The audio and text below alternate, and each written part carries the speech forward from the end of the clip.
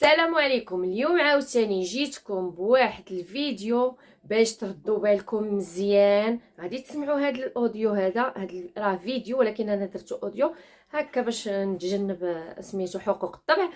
المهم غتسمعوا هذا الفيديو من بعد غادي نكمل معكم، راه شي حاجه ضروريه خوتي. ¿Sí? سي ¿Sí?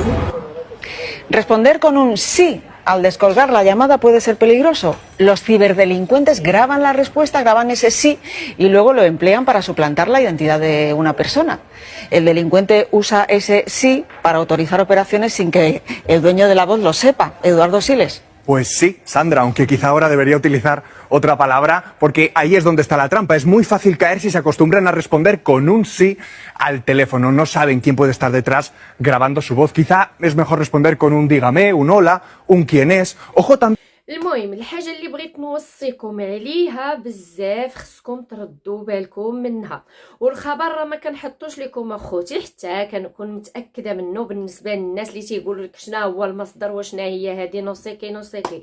المهم انا راه ماشي حمقى وخرجت عقلي باش غادي نجي وغادي نحط واحد الخبر ما متاكداش منه. هانتوما الا صون عليكم شي حد في التليفون وداك النيميرو ما عرفتوش، المهم شنو باش غادي تجاوبوا. اتونسيون خاصكم تردوا البال باش غادي تجاوبوا، ما تجاوبوش بهذيك غير تيصوني لك التليفون وتهزي التليفون وتقولي سي. هذيك سي ما نبغيش نسمعها في التليفون.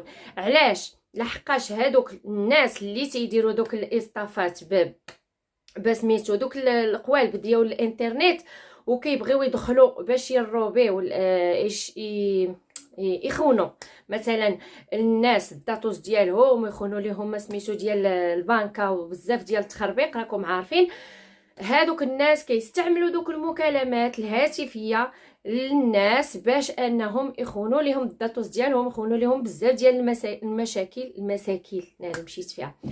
المهم هادشي ملاش بغيت نوصيكم، الا صونع عليكم تليفون من نيميرو ما عارفينوش شنو باش غادي تجاوبوا. غادي تجاوبوا اولا ولا كينيس ولا ديغامي مثلا هادو هما الاجوبه باش غادي تجاوبوا.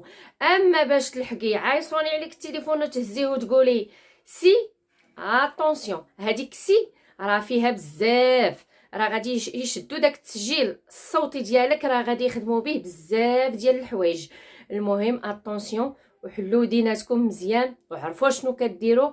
هادشي راه ما نبغيش يوقع ليا انا، ما نبغي يوقع لحتى شي واحد. ديروا لنا واحد الحركات اكسبلور ومتابعه، واحد اللايك والتعليق زويون لا جات على خاطركم. المهم هذا هو الموضوع اللي بغيت نطرق ليه اليوم، وان شاء الله تسنوني في موضوعات اخرى.